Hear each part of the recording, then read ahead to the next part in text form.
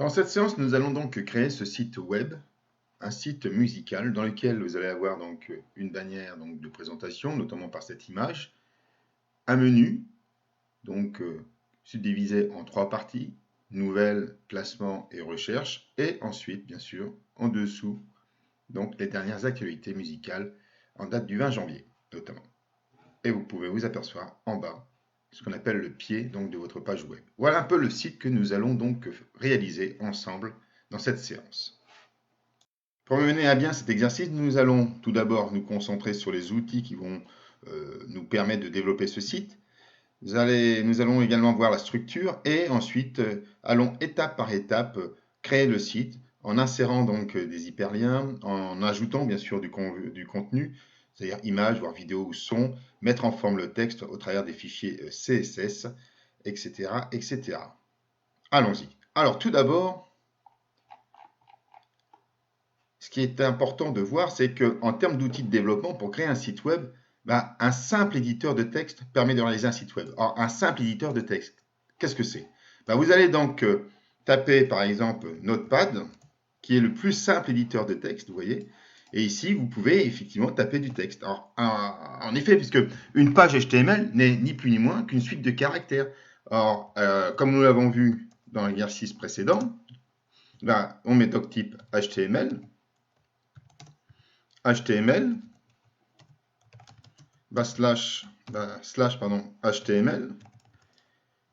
on met la tête de la page HTML et on met le body, le corps de la page HTML. Et nous venons de créer ce qu'on appelle le squelette donc de notre page HTML. Après, si on souhaite compléter, on le complète par un méta, par exemple, excusez-moi, charge7 égale UTF8. Hein. On peut mettre un title, le titre de notre page. Page HTML créée par un simple éditeur de texte. Et ça, les éditeurs de texte, vous en avez de façon gratuite sur vos ordinateurs. Vous pouvez mettre dans le body, H1, etc. Vous voyez, vous pouvez donc taper votre texte HTML.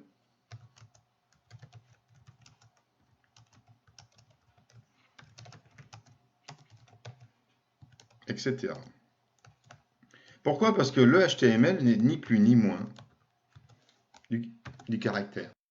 Donc là, on va l'enregistrer, page HTML. Puis quand je l'ouvre, eh bien, vous voyez, j'ai bien la page HTML ici et le caractère. Vous allez me dire, mais qu'est-ce que c'est ces caractères bizarres? C'est que nous utilisons donc des accents avec un char7 UTF-8, c'est-à-dire que c'est le modèle de page, mais nous avons enregistré la page dans un modèle en encodage ANSI. Donc il faut bien lui mettre l'encodage UTF-8, donc enregistrer et rafraîchir la page par F5, et là, les caractères accentués apparaissent correctement. Voilà, nous venons donc de terminer la page HTML avec un simple éditeur de texte. Je vous propose maintenant de regarder Visual Studio Code, qui est donc un IDE, en anglais, en français on appelle ça un EDI, c'est-à-dire Environnement de développement intégré. Cette solution est disponible pour Windows, pour Linux et bien sûr Mac. Elle est gratuite et elle va nous faciliter grandement la tâche. Alors pourquoi? Alors tout d'abord, pour plus d'informations, vous pouvez aller sur le site et également utiliser le bouton qui s'appelle Getting Started, qui permet donc de comprendre, il y a des vidéos pour voir un peu plus d'informations. Mais téléchargeons le logiciel et installons-le.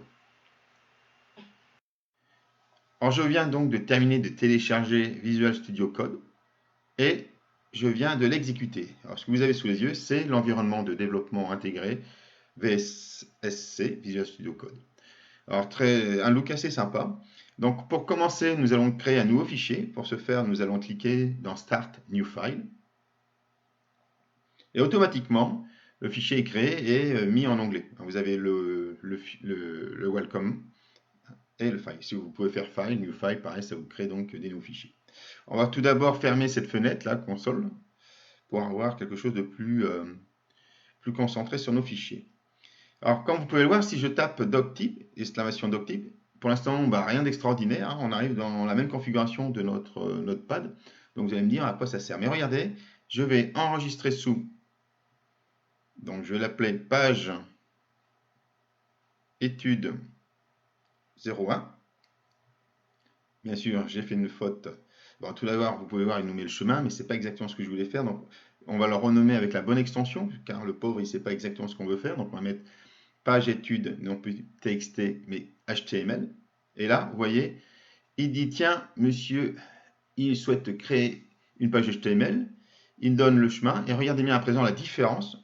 Il me propose donc toutes les possibilités par rapport à du code HTML. Si je mets par exemple point d'exclamation, tabulation, ben, il me met directement la première balise. La seconde balise qui est HTML, allons-y, ouvrons le chevron et tapons H.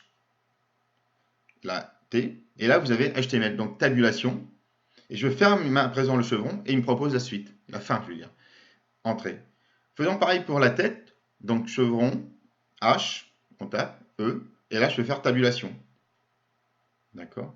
Et je ferme donc le chevron, il me propose donc, comme c'est une balise, on va dire, paire, il me propose donc la deuxième partie. Même chose pour body, etc. Donc vous pouvez voir que là, vous avez tout le sens et tout l'intérêt d'utiliser un IDI, un environnement de développement intégré. D'une part, parce qu'il vous facilite l'implémentation et vous permet donc d'identifier toute erreur de syntaxe, d'écriture, de faute, etc., qui facilite donc vraiment la vie des développeurs.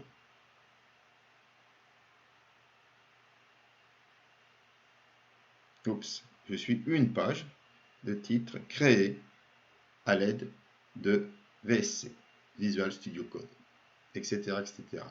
Donc même chose, si je souhaite aller sur Untitled 2, hein, soit vous faites CTRL Tab qui change l'onglet, soit vous cliquez avec votre souris sur Untitled 2.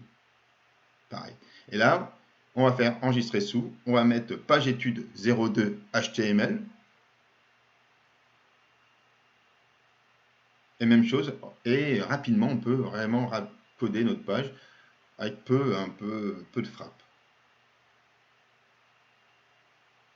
L'éditeur a plein de possibilités. Je vous présente celle-ci. Vous cliquez par exemple sur la ligne 10 et vous appuyez sur la touche Alt de votre clavier. Alt, je clique sur 9 Alt toujours, et 6 Alt. Et maintenant, si j'écris « Je suis une ligne qui s'affiche sur 3 lignes », vous avez vu, en tapant une seule phrase, cette dernière s'écrit sur plusieurs lignes. Je vous propose de découvrir une autre fonctionnalité. Alors pour la découvrir, nous allons tout d'abord créer un titre 1. Alors pour créer un titre 1, nous utilisons la balise H1. Donc chevron ou balise H1. Je mets le contenu, je suis le titre 1. Et je rajoute du style. Alors le style, vous avez plusieurs façons de l'installer, de l'insérer, soit dans la balise elle-même, H1 style, hein, ou dans un fichier, ou dans une balise style. Ça, on l'a vu, donc H1 style, color 2 points, et là vous avez toutes les couleurs. Ça, c'est sympa. Mais imaginons que la couleur ne vous convient pas, vous pouvez aussi taper RGB. Et en tapant RGB, je peux donc identifier au travers d'une palette couleur. Bien. Nous avons vu donc au travers de cette première partie les différents outils de développement, hein, du plus simple, du plus sommaire au plus sophistiqué. À l'école, vous allez utiliser Notepad++, hein, qui est un outil entre le simple éditeur de texte et Visual Source Code. Ce que je vous propose maintenant, c'est de commencer votre site web. Tout d'abord, la structure du site. Tout d'abord, vous savez que dans la vidéo, nous avons vu en fin de vidéo précédente la construction donc du site musique, article, image, etc. Ok. Donc normalement, vous avez créé un répertoire site musique. Dans ce répertoire site musique, un répertoire image dans lequel vous avez l'image Diner et un répertoire articles dans lequel nous mettrons nos futurs articles. À l'aide de Visual Studio Code et de Google Chrome pour visualiser mon travail. Commençons par créer notre fichier et appelons-le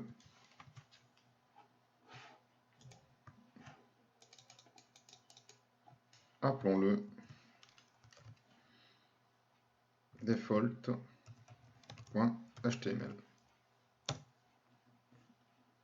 Donc, je fais F5 et la page apparaît. Donc, nous commençons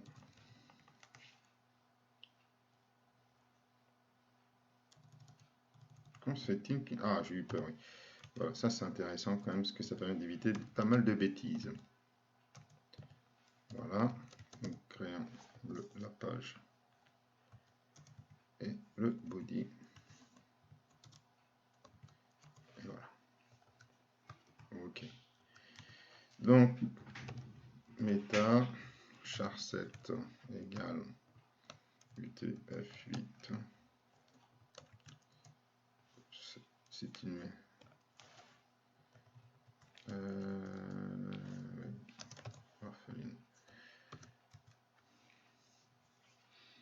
Et je pars sur ensuite title.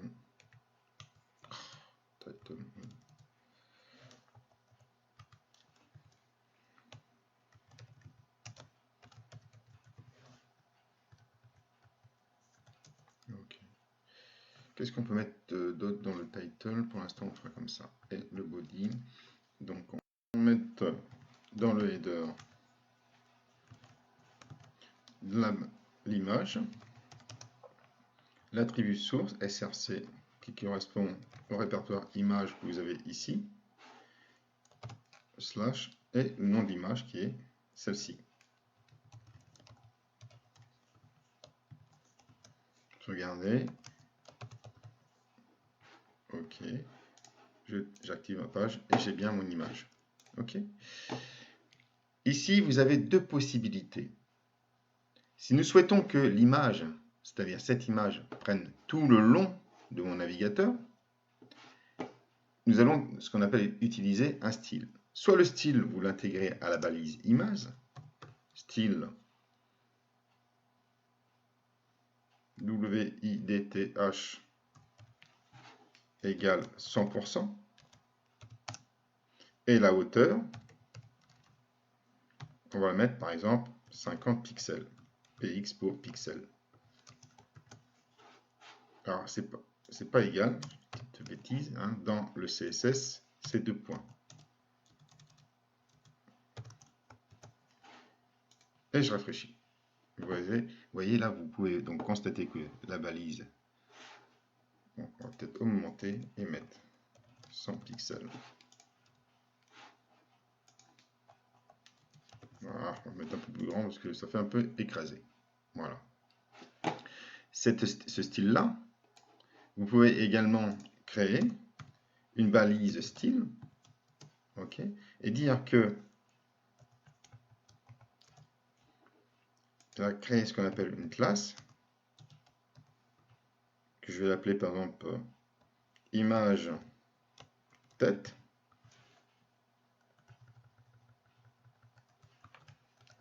et dire que image tête, c'est donc ni plus le style. Voilà. Et si je rafraîchis, vous avez la même chose. Ça n'a pas changé. Mais vous pouvez également créer un nouveau fichier.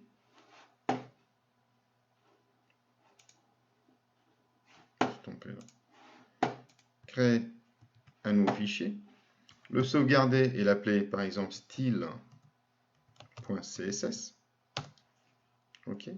Et mettre ce style dans ce fichier et remplacer donc cette balise par link href égale style.css égale style sheet.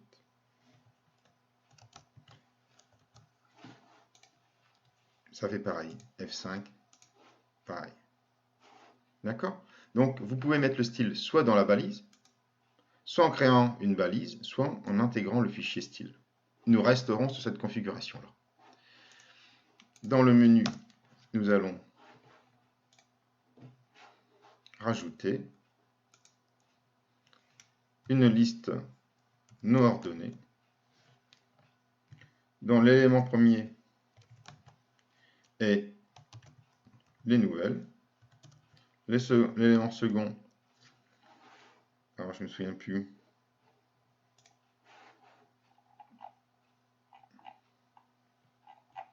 si je retrouve le classement,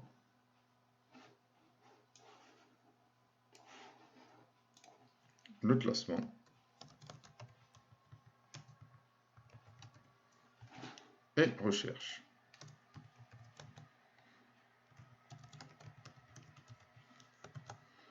Si j'affiche à présent ça, j'ai bien cet élément-là. On est d'accord? Ensuite, nous souhaitons transformer ça en menu. Alors, comment allons-nous procéder? Eh bien, nous allons intégrer cet élément-là dans une balise qu'on appelle navigation.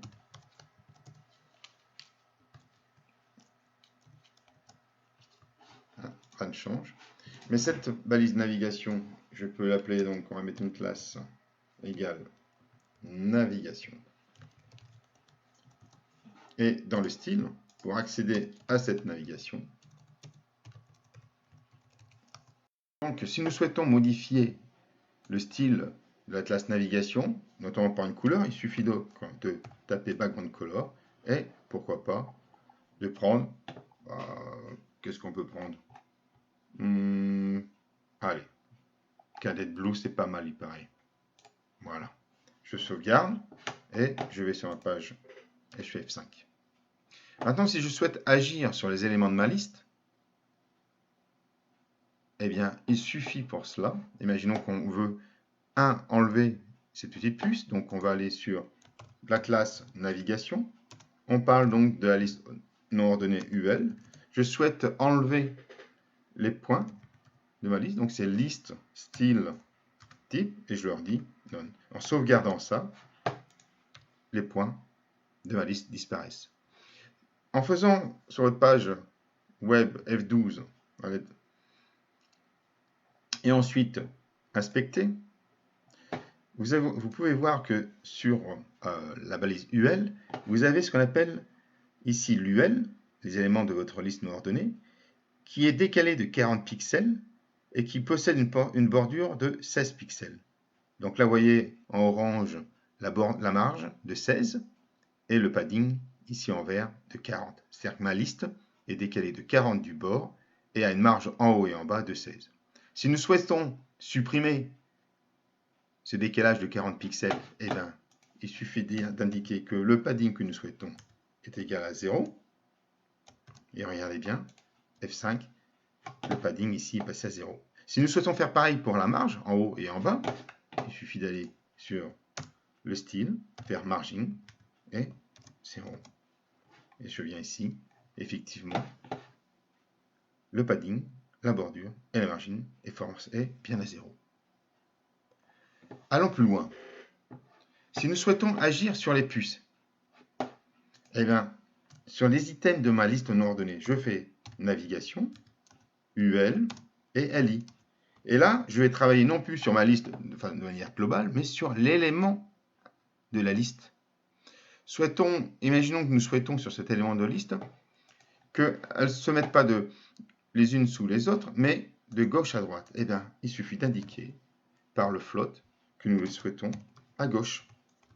J'enregistre, F5, et elle se retrouve alignée. Alors, que peut-on faire encore? Eh bien, ici, vous voyez, on peut à présent utiliser le padding pour mettre du contour, pour chaque élément, pour pas que ce soit collé. Et bien ici, nous faisons comment? Le padding. Et pour vous montrer quelque chose, je vais faire 10 pixels, 15 pixels, 20 pixels, pardon, 15, excusez-moi, pixels, 20 pixels, voilà, et 25 pixels. Alors pourquoi je fais ça? Simplement pour vous expliquer quelque chose. Quand je vais sur l'élément liste, donc je vais faire bouton droit, inspecter, voilà, sur le nouveau, ici vous voyez ici j'ai 10, ça correspond à cet élément-là, le 15 sur la droite, le 20 en dessous et le 25 à gauche. C'est-à-dire que le premier élément que vous mettez dans votre feuille CSS pour l'élément padding, c'est le haut, l'écart avec le haut. Le suivant, c'est sur la droite. Le suivant, c'est sur le bas.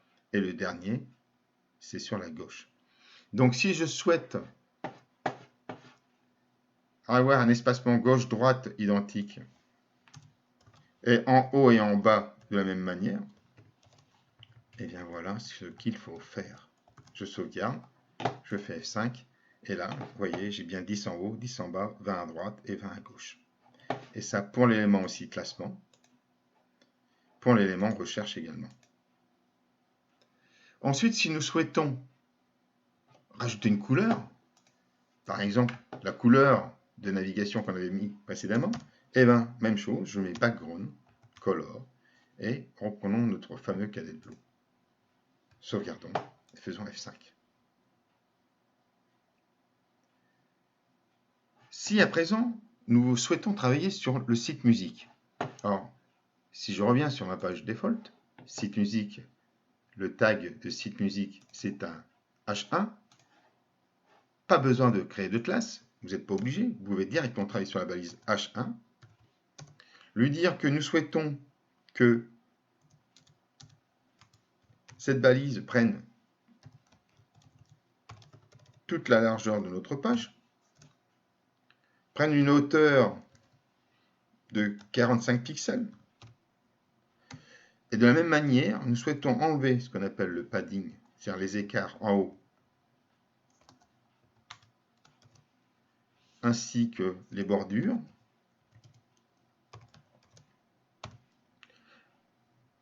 Et nous souhaitons mettre un fond de couleur noire. Et pourquoi pas changer la couleur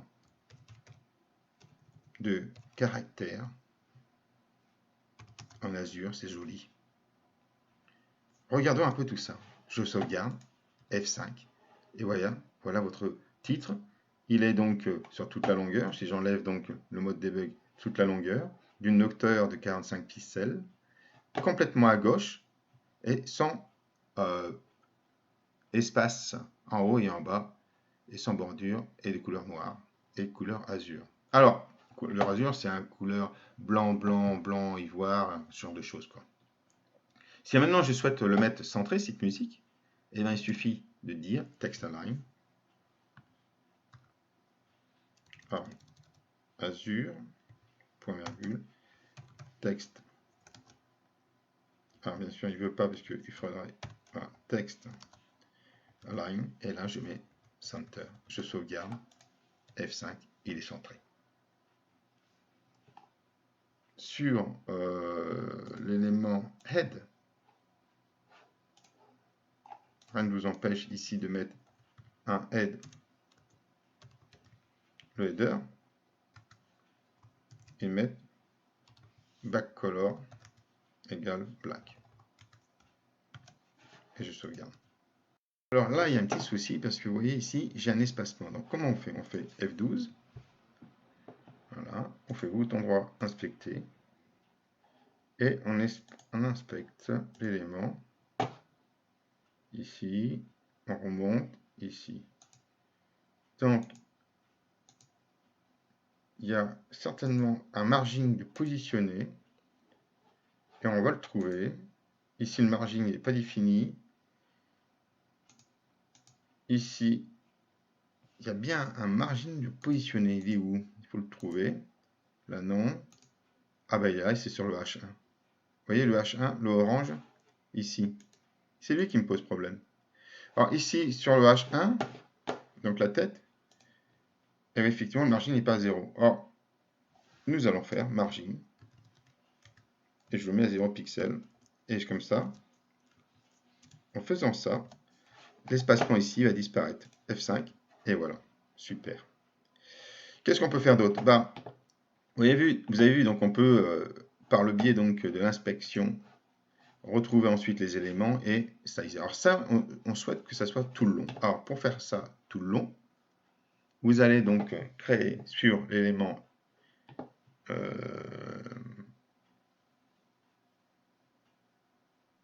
navigation, ici, et on utilise ce qu'on appelle une attribut qui s'appelle overflow. Voilà, hidden. F5, et ça prend tout le long. F12 pour ici. Après, on souhaite que chaque fois que ma souris passe dessus, ça modifie. Donc pour pouvoir faire ça, vous utilisez sur un élément ici, et vous utilisez ce qu'on appelle l'événement 2 points, hover, c'est-à-dire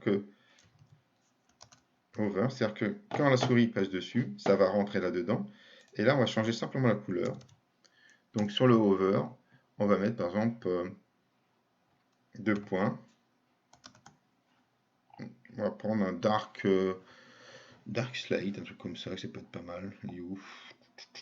Dark slate, donc là vous avez multitude, un dark slate gray, pourquoi pas. Ouais. Et on va mettre sur la couleur donc des caractères en blanc. Point virgule. Regardons un peu, F5, et quand je passe dessus, voilà. Bon, maintenant, pour transformer ça en un élément cliquable, d'accord, eh ben, on remplace le new par un hyperlien A, avec href égale, par exemple, page new.html,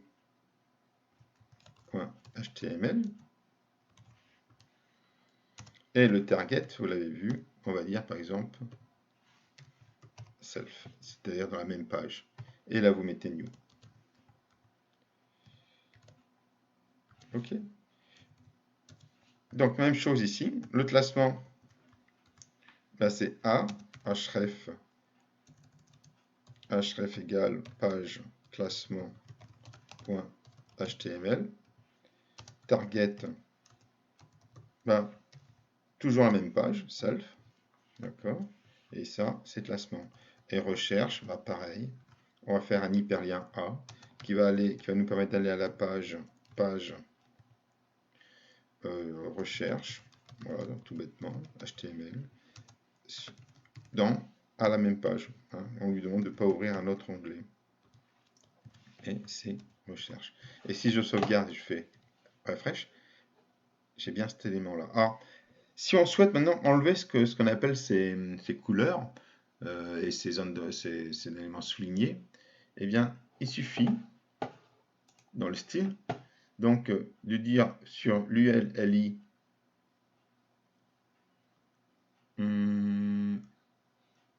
on peut dire sur l'ensemble des balises, c'est-à-dire qu'on souhaite que pour tous les éléments A, on peut dire A, d'accord.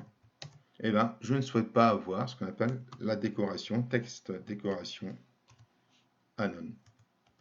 Et en faisant ça, hop, il est plus souligné. OK. Si je souhaite par exemple que la couleur soit en noir, donc là on est sur LI, et bien on met color, 2 points, black, point virgule, F5. Alors il ne veut pas. Ah, j'ai fait une petite bêtise alors. On va faire A. Sauvegarder. F5, voilà. Oh, c'est pas beau ça. Alors qu'est-ce qui se passe, c'est que sur LI, on va remettre donc le LI padding ici. 10-20, 10-20, c'est pareil. Voilà. F5. Ok, qu'est-ce qui se passe là? Donc, navigation ULLI 15-20, background 4.1, float left, et ELI A over. Voilà. Et F5, là, voilà, c'est bon. Alors, quand ça c'est fait, qu'est-ce qu'on peut faire d'autre? Donc vous avez vu que tout l'aspect code, c'est ici, et l'aspect, on va dire, CSS, c'est ici. Ici, on peut mettre ce qu'on appelle donc une animation. Par exemple, animation, durée, d'une durée, on va dire, de 3 secondes. D'accord. On va appeler l'animation animation name. On va l'appeler slide in. D'accord. Et dans l'animation name, on va mettre en place ce qu'on appelle un keyframer. Donc on dit ici keyframe, slide, le nom in. D'accord. Donc le slide in, c'est ce qui est ici. Voilà.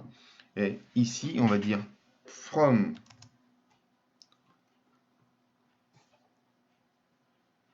Or, le point de départ, c'est quoi? C'est margin.left de point 100%. La taille WIDTH, c'est, on va dire qu'on va faire 300%. D'accord. Et on va aller à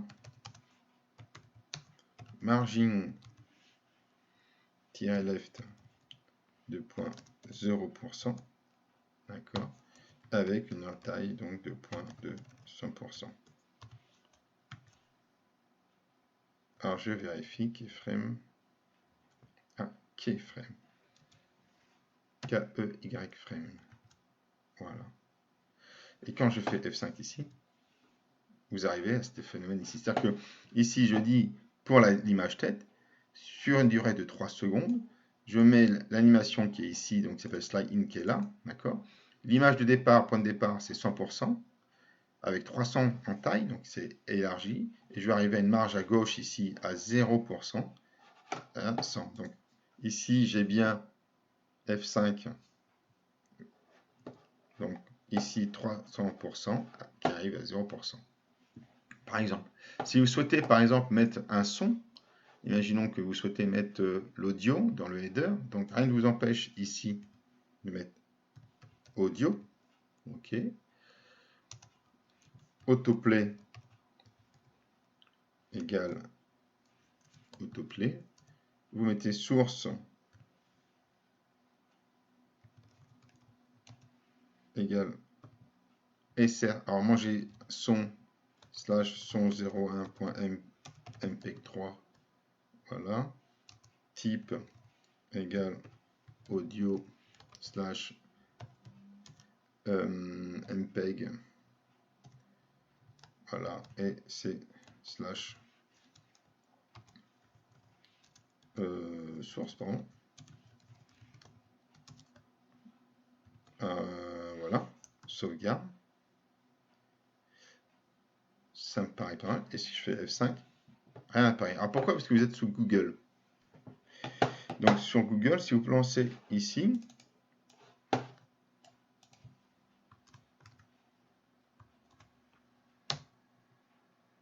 là, il n'y a pas de son. Alors il y a un petit souci. Source SRC. Ah, SRC, pardon. Voilà, sauvegarde. Et si je fais F5. Voilà, donc vous voyez, ici, vous avez donc maintenant, si je fais F5, voilà. Donc la possibilité de mettre un son. Donc on peut faire une page. Donc moi j'ai déjà faite, hein, mais vous pouvez aussi la développer. Un page classement par exemple, ouvrir. Donc un page classement, j'ai fait ça tout simplement. Bah, c'est-à-dire que quand je vais cliquer sur page classement, ici, classement, hop, il arrive ici. Alors vous allez dire, il n'y a rien, bien sûr. Bon, on peut mettre ici bonjour, je suis la page. Hop, F5, ok. Et vous pouvez faire 1A href égale donc default.html, revenir à la page. Voilà, F5, je clique ici et ça revient là. Voilà. Donc voilà, on a fait un petit site. Maintenant, si on souhaite rajouter les éléments ici, maintenant il nous reste à terminer, c'est-à-dire à rajouter cette partie-là, hein, c'est-à-dire l'actualité du jour, si on peut dire ça. Comme ça, donc l'actualité du jour va aller sous cette forme-là. Donc je fais copier. On va directement sur la page de défaut, dans le body, dans la section, et je colle. Voilà. Donc on retrouve donc une liste non ordonnée.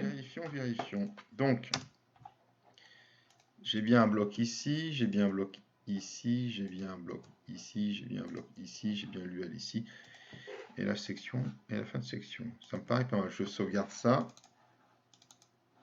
Je reviens là-dessus. F5. OK. Voilà, donc c'est actualité musicale. Bon, on va faire du 20 janvier. Allez, on va faire pareil. Qu'est-ce que ça nous donne, ça? Actualité musicale du 20 janvier. On le voulait en bleu, ouais, avec un décalé, etc. Eh bien, nous allons nous amuser à faire le style. Ici, on va donc... ici, on va mettre 18 le pied. Voilà. Et qu'est-ce qu'il veut là? C'est contact, crédit. Bon. Ok, pourquoi pas. Alors, qu'est-ce que ça donne? On veut que ça soit en bleu et décalé à gauche. Ok, là, on travaille sur l'âge 2 et à gauche. Ok, j'ai une petite idée. Donc, ce qu'on voit, on voit que le H2, au niveau du padding, oups, ça vous l'avez compris. Si je pars sur le padding, inspecter ici, donc il y a une margin et il n'y a pas de padding. Mais je vais mettre le margin à 0. On va faire un margin 2.0. Voilà. Donc tout ça là, ça va passer comme ça. C'est moche, hein? Article 1, etc. Parce que l'article 1, il est quoi? Non, là, il est bien un H2 là. Ok. Mais il y a bien... On va mettre un padding. Le margin, je le mets à 0. Ok. Et je mets un padding. Et je vais mettre de 10 pixels. Donc ça, c'est le haut. Voilà. Pixels. Ça, c'est à droite. Je vais le mettre à 0 pixels. Ça, c'est en bas. Je vais mettre 10 pixels. Et ça, c'est à gauche. Je vais mettre 0 pixels. F5. C'est un peu mieux. 10 pixels, c'est un peu gros quand même. Hein. Donc en bas, là, on va mettre la moitié. On va mettre 5. Parce qu'il y a trop d'écart entre les deux, là. F5. Alors ici, il y a un truc qui s'est passé. Je pourrais avoir un truc qui colle pas sur l'article 1. Ah ouais, parce qu'ici, j'ai du P. Donc on va enlever celui-ci. Ouais, parce que je ne l'ai pas mis sur les autres. Donc il n'y a pas de raison que je le garde ici. Ça sera plus joli comme ça. Voilà. Ensuite, les puces, là. Bah, l'UL... c'est vrai que sur LLI, je peux l'enlever, quoi. Donc ça, on avait vu que c'était les types, et je l'ai mis sur navigation. Donc, ce qu'on peut faire, ça, hop, et je mets pour toutes les listes UL, carrément. Voilà. Comme ça, j'ai pas besoin de répéter.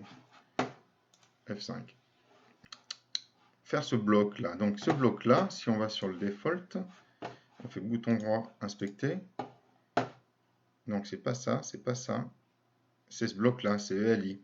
Ok, donc si on veut encadrer le LI, voilà, eh ben on va faire le LI. Mais là on veut le LI et pas agir là-dessus. Donc on est obligé de créer une classe, on va dire classe. Alors, je réfléchis. Soit on part sur la section, on dit que c'est une classe, non pas de navigation, mais ici une classe, ce serait pas mal, dite de section. Ok. Ce qui me permet donc, dans mon style, de tout ce qui est section UL LI. Voilà. Donc, si je fais ça, hein, on est d'accord. F12, j'enlève ça. F5, voilà. Voilà, on arrive à peu près à la même chose. Ah, sinon, il y a un décalage ici. Vous avez vu? Donc, margin. Donc, margin left. 25 pixels. Ouais. On peut mettre 40 pixels. Donc, Le margin, c'est vraiment sur l'extérieur. Donc là, je rajoute vraiment, voilà, 40 pixels autour. Ça me paraît pas mal. Donc margin left, gauche de 40 pixels. Quel élément? Du H2, d'accord. Mais par contre, je peux le positionner en H1. Il est où mon petit? Voilà, donc vous voyez H1.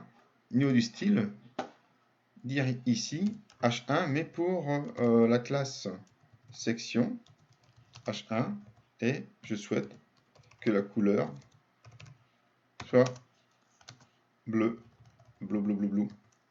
Hop, F5. Ok. Pourquoi il m'a mis en noir? Point tête H1, il veut pas. Il me semble. Ah si, ouais, j'ai dû faire une boulette quelque part. Bon, c'est pas grave. Donc ici, vous avez bien ici, là, c'est la tête H1. Et ici, j'ai la H1, mais de section, qui est ici. Et on le veut en bleu. Bah, je pense qu'on arrive à quelque chose d'assez similaire. On a fait un petit peu plus avec l'animation et le son. Hein, qui peut faire plus, peut faire le moins. Et si je vais, on arrive à quelque chose donc de pareil. Si je mets ça, hop, ici, pas mal. Je pense qu'on arrive à quelque chose d'identique. Parfait. Voilà, merci. Alors pensez donc que vous avez effectivement cette vidéo, mais vous avez également le document de support hein, qui retrace tout ce qu'on a pu faire pendant cette petite demi-heure. Merci, au revoir.